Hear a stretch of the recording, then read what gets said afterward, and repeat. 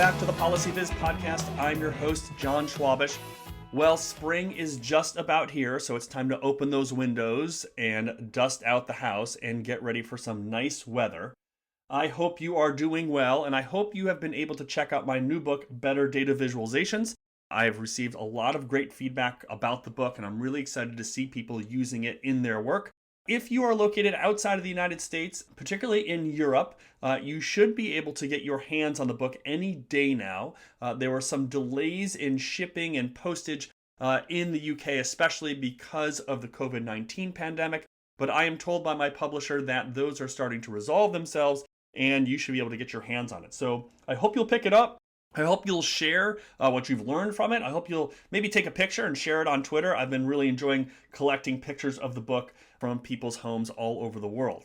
And I hope you're enjoying listening to the podcast. We've had a lot of great episodes over the last few weeks, and we are going to continue. And once again, I'm aiming towards the end of June to wrap up this season of the show. And in that very last episode of this season will be the 200th episode of the podcast. So I am looking forward to that very special episode.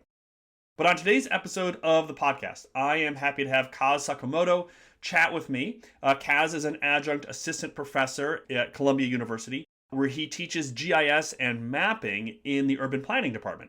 So I'm not an urban planner. I don't even know if I've ever met an urban planner before. So it was really exciting to chat with Kaz about what those students expect, how he does his work, what urban planners expect and what they need in doing their day-to-day work, especially as it relates to data visualization and creating maps. So I hope you'll enjoy this week's episode of the show, and here's my interview with Kaz. Hey Kaz, how you doing? Welcome to the show. I'm great. Thanks for having me, John. Really great to chat with you in these weird times, I guess. I'm excited to chat with you about your work and your teaching and the different map tools that you use. We've got a lot to get to. And as you probably know, it's one of those, mapping is like one of those big question marks, I think, for lots of people, because you can kind of draw a bar chart or a scatter plot with pen and paper, but like everybody has challenges making maps. And there's always these questions about like, what's the best tool to make maps? So I'm excited to get your take on that and what you use for teaching. So maybe you can just start by introducing yourself, talk a little bit about your background, and then we can talk about some of the work that you've been doing. Yeah, I'd love to do that. And like we say, spatial is special. So Do you have a t-shirt? Do you have a t-shirt that says that? I think there should be some merch around spatial is special. Definitely should be. And so we'll be happy to talk about that. But a little bit about myself.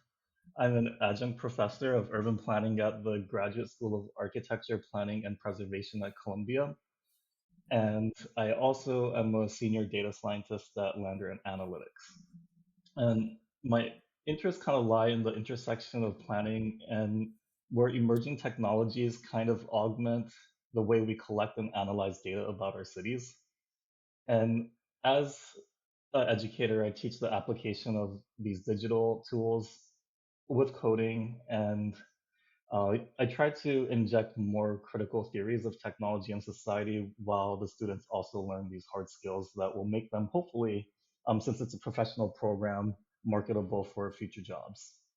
Right. So I want to talk about how you have that discussion about these critical theories, but for folks who don't know, can you talk a little bit about what the field of urban planning is and what makes up both I guess the research side of things and the professional work of being an urban planner? Sure. So urban planning is definitely a hot field. And I think it's because of this rapid urbanization that we've been seeing, and more people are moving into urban centers. And I think that's going to be continuing as the century progresses. Mm. And I think it's important because we need more professionals who's going to make sure that cities of the future are going to have the maximum livability standards. And, that could be about equity. It has to be economically and ecologically sustainable. But urban planning is a really, really wide field, and it's very interdisciplinary. And so typically we're talking about cities and regions. And when you look for urban planning programs, sometimes they'll be called regional planning. city planning, urban planning, but those are all fairly synonymous. Hmm. And in terms of urban planning, it touches cities are probably one of the most complex things that humans create, and it's comprised of the infrastructures of housing, transportation, about refuse, utilities, and communications. So not one person can plan all of these things, but it is oftentimes a group activity. And I like to think that urban planners are really these middlemen that try to connect all of these parts of the city so that they can hopefully plan for the future as well as what needs to happen today and tomorrow. Your concept or idea that urbanization is going to continue to grow over the next decades and years. Do you think the pandemic will accelerate that growth or not? I'm curious, just thinking about what people are sort of doing, what people have done over the last 12 months in terms of their living situations. Do you think people are more likely to move into cities once the pandemic sort of comes to an end, or the opposite trend is going to start to unfold? Yeah, so there might be some deceleration of this trend that we've been seeing, but Mm. people also, I think New York City after 9/11 is a great example. People thought that New York City was over, no one's going to want to move back. And we Yeah, saw this huge renaissance of people moving back in, and especially the younger generation wanting a more urban lifestyle. And we've seen millennials don't want cars. right. They're not so much interested in the ownerships. And a city will always be more efficient than living in the suburbs. And I think that's what draws a lot of people in, as well as the economic uh, activities that also happen. Right, right. It'll also be interesting to see, just thinking about some of the executive orders and emphasis in the new Biden administration on climate change, how that will impact cities and people's desire to live in cities. Because, as you said, there are efficiencies to living in cities, and how does the emphasis on solar power or wind power or renewable technologies, how does that impact urban areas differently than rural areas? I guess in terms of urban planning is all about land use and land management as well. Yeah. And I am from Hawaii, which is very constricted in terms of land. Hmm. And so I think a lot of people have this idea about having some land, but if you want to keep the country or enjoy your national parks and your rural areas, density is actually the best way to protect that. And so the suburban development that we've seen in the 50s and the 60s is really not sustainable because it is this urban sprawl that has probably had a huge ecological impact across the world. Right. In terms of energy, having a building like an apartment building rather than a single family house is also more energy efficient Sure. because you're Right. sharing a lot of the heat and the cooling. So those will also benefit more people rather than having your own single family home. Right. And your single car as opposed to a bus or a subway train. Right. Yeah. Mhm. Um, okay. So let's talk about your teaching. So you teach. Is it a GIS class specifically, or is it more general and sort of applied GIS? Yeah, so I teach a few classes, and one of them is GIS. Okay. And GIS is also a required course, so Yeah. everyone has to take it when they take the urban planning master's program at Columbia. And most schools do require it, but some don't. So if you're looking into a program, you should look at what the required courses will be. Right. So tell me a little bit about these students, because I would suspect it's important for them to have some background in, data, and specifically when, making maps, they need to know about latitude and longitude at the very least, and statistics. So what is the kind of average student, and what are they coming into your class with in terms of their background and their expertise? Sure.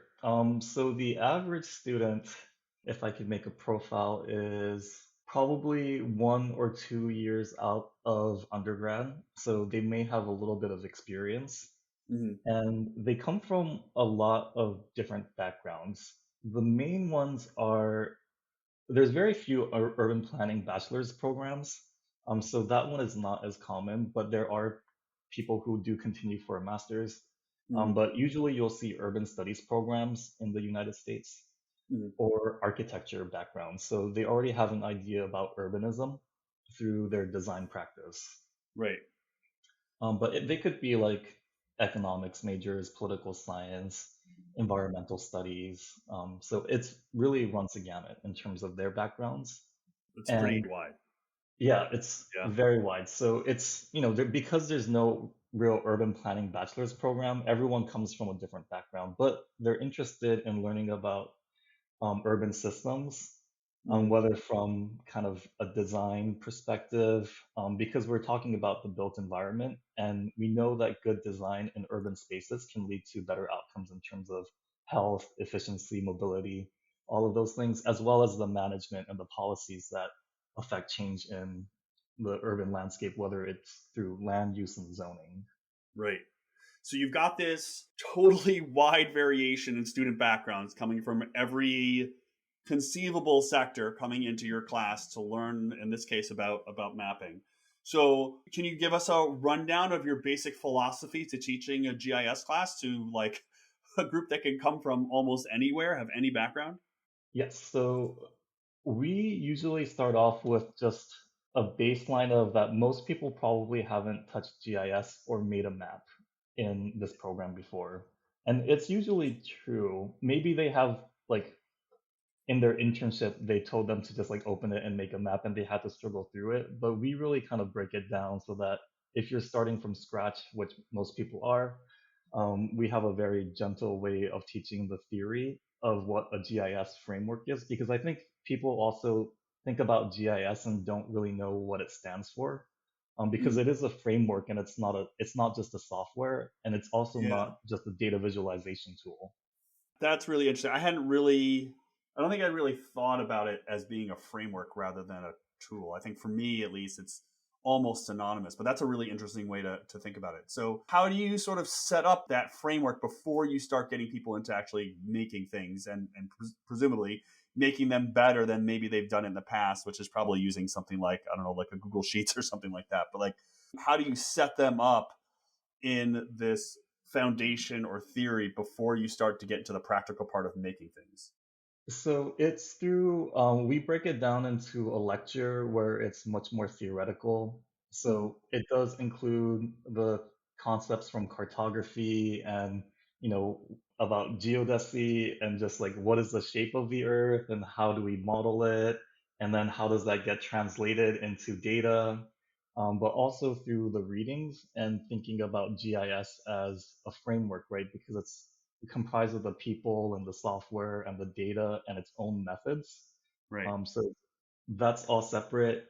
And because it's a framework, it could be used as like a political tool, right? So it's a technology, so it's not value neutral as like a hammer or something like that. So, like someone Mm, created it and some people benefit from it, and how does it can it be used for a participatory like GIS or a community-based GIS that's not held in government and academia? So breaking down where we as people learning GIS at Columbia is a very privileged place, and yeah. how can we think about it being more of a radical tool rather than, saying like who has ownership of land or demarcating the line is really significant.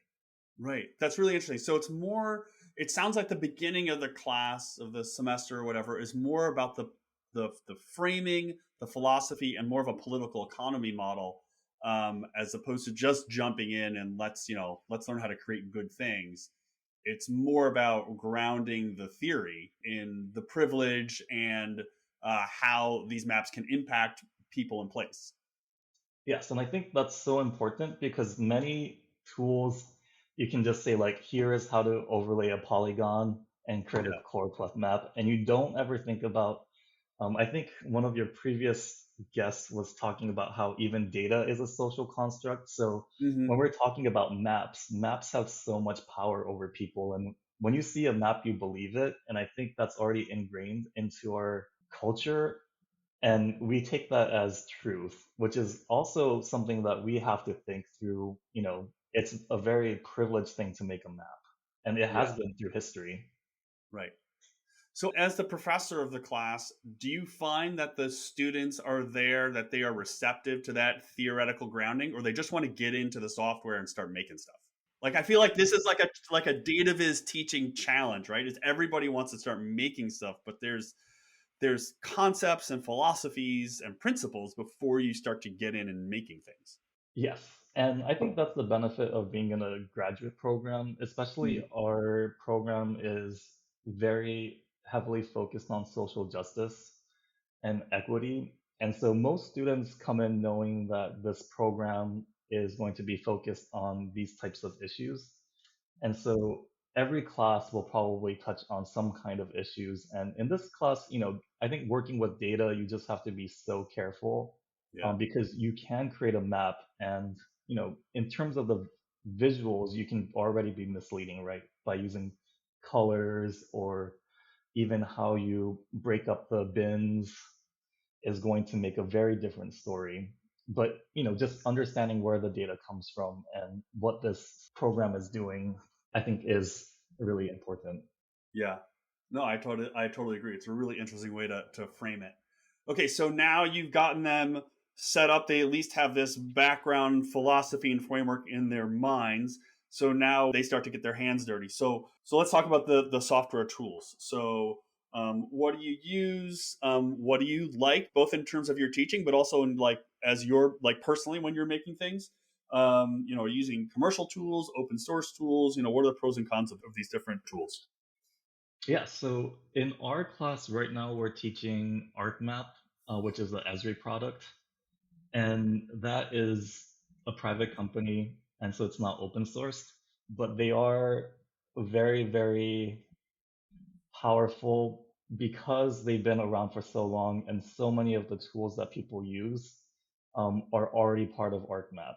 And so I would say that is the industry standard, and like governments, like huge corporations, they all use Esri because it's really reliable, and it's very robust in terms of all the tools that they have. Right. So, as someone who's training professional urban planners, Esri is probably the best product to do so. Mhm.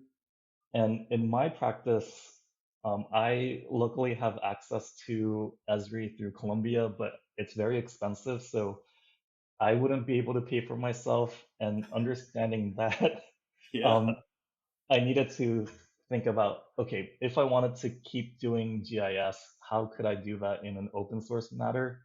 So in this class, we're also trying to create more tutorials around QGIS, which is very similar to what ArcMap looks like in terms of the graphic user interface. And so there's this graphic user interface that you can click and do a lot of the work with. But R and Python both have functionalities to work with spatial features. But I primarily use R since I think there's more robust mapping capabilities Mhm. with R. Mhm. So as you think about the different trade-offs between the private side tools like Esri and the open source community-based tools like QGIS, like R, like Python, do you bring that back to the philosophy at the beginning of the class? Because it was an interesting point that you made that people who are creating maps have a responsibility and there's a privilege there. And like you said, Esri is a very expensive tool. So that sort of exacerbates those gaps. So do you have those conversations in the class, or is it like we've set up the philosophy of what it means to do this work, and now this is a tool we're gonna use and we're just gonna get into it? Yeah, definitely. I tell them, like straight up that Esri is very expensive, and Mm, just making maps in general is a very powerful thing that not a lot of people, get to do. And so when your projects and your outputs are dependent on this expensive software, that means that not everyone gets to use it. And right, so, it's kind of rarefied in the like seats of governments or in academia usually, or big corporations that can afford to make maps. And right. so I think there's so many tools out there that they've made, and that's what makes it very powerful and why they can charge so much money. Mm, And the early kind of online mapping stuff, I would not even say that it was GIS because it was still a data visualization portal. And I would say it wasn't giving people the full control of manipulating and analyzing and querying spatial data. It was really just, if you have a shapefile or GeoJSON file, you can just put it on a map and then put it on like a tile map and interact with it. So I right. didn't think that was true GIS. Mm. So, for the final product in this particular field of urban planning, are stakeholders, policymakers, other planners, are they looking for a final product to be a static map, or is it some sort of web-based interactive map where they can, toggle and zoom and select and all that sort of thing? And then, so I'm leading towards this question of, which tools are better for which of those different use cases. Yeah, so I would say that communication and presentations are also super important in urban planning, like, any other field. But community buy-in and the trust in people is, I think, paramount in terms of getting things done. And urban planners have a lot to contend with because you have to oftentimes work with real estate developers, politicians, and then the community members. And so presenting your ideas in a honest but authoritative way, I think, is Yeah, you have to find that balance. right. And some of these tools really do help people envision what the future is going to be. Mm, And so I think, planners will always have to be open to what's the best way to present that data is going to be. And, I think this is where in our GIS class, it's very focused on these mapping methods. In planning, you're going to have to maybe give a big presentation about like a 30-year master plan. But in this GIS class, we really focus on them developing their methods. And I think it could also be utilized for them to really describe and understand spatial methods by using visual diagrams as well. mm, And I think one example is a student this past semester in the fall did a great diagram of a method called the two-step floating catchment area. okay. And because the work that we do is inherently spatial, I think making visual diagrams of the methodologies help the student understand what is happening. And it's also a great communication tool in terms of letting someone know, like, this is how this analysis was done. And so I think it's a great double benefit tool. When they're diagramming, are they in the computer or are they sketching? Like, is it analog or is it more of a digital process? I would say that first it probably happens easiest on pen and paper, Hmm.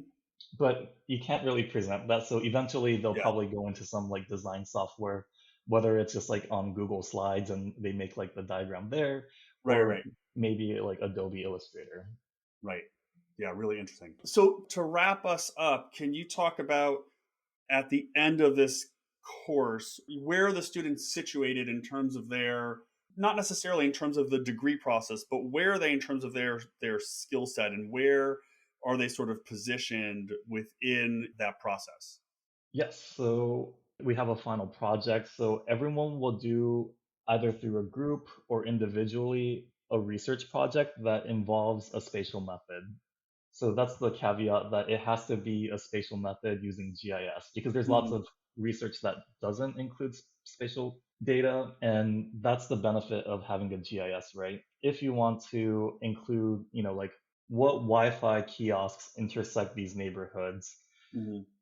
those are will have to be done through a GIS because those are spatial questions. And we really want to push students to start thinking spatially about their research questions because kind of like time series, we live in a spatial temporal world and traditional statistics just stop at independent features, right? Mhm. Which is totally violated when we do GIS because we know that the first law of geography is that nearer things are more related than further things, which is not independent. Right, right. And so is time, right? Things that happened a minute ago are probably more similar than something that happened a year ago. Hmm. And so trying to kind of think more about how can space be a feature in your model of the world is really what we want the students to get, and also accomplish that through a GIS program, whether it's Esri or R. It doesn't matter because it's the framework, right? You can do it in any Yeah, program. it It's doesn't really really matter. just the spatial thinking and reasoning. Yeah. It's tool agnostic, but the underlying theory and philosophy and framework, I sort of like keep listing those three terms, but I guess in this case they're kind of synonymous. But yeah, so having that underlying philosophy, it doesn't really matter what tool you end up using because that philosophy is going to permeate all of that work regardless. Exactly. Yeah, really interesting. Well, now I'm a little jealous I never took an urban planning class back in the day, but it sounds really great. Thanks for coming on the show and chatting about this. I think there's a lot of tools here that folks can explore, and of course, having this idea that GIS is not the tool; it's the framework, and I think that's really helpful for folks. So, Kaz, thanks so much for coming on the show. Yeah, it's been a pleasure. Thanks, John. And thanks everyone for tuning into this week's episode of the podcast. I hope you enjoyed that interview with Kaz. I hope you'll check out my new book, Better Data Visualizations, and be sure to check out everything going on the PolicyViz website and blog. So until next time, this has been the PolicyViz podcast. Thanks so much for listening. A number of people help bring you the PolicyViz podcast. Music is provided by the NRIs, audio editing is provided by Ken Skaggs, and each episode is transcribed by Jenny Transcription Services. If you would like to help support the podcast, please share it and review it on iTunes, Stitcher, Spotify, or wherever you get your podcasts. The PolicyViz podcast is ad-free and supported by listeners. If you'd like to help support the show financially, please visit our Patreon page at patreon.com/PolicyViz.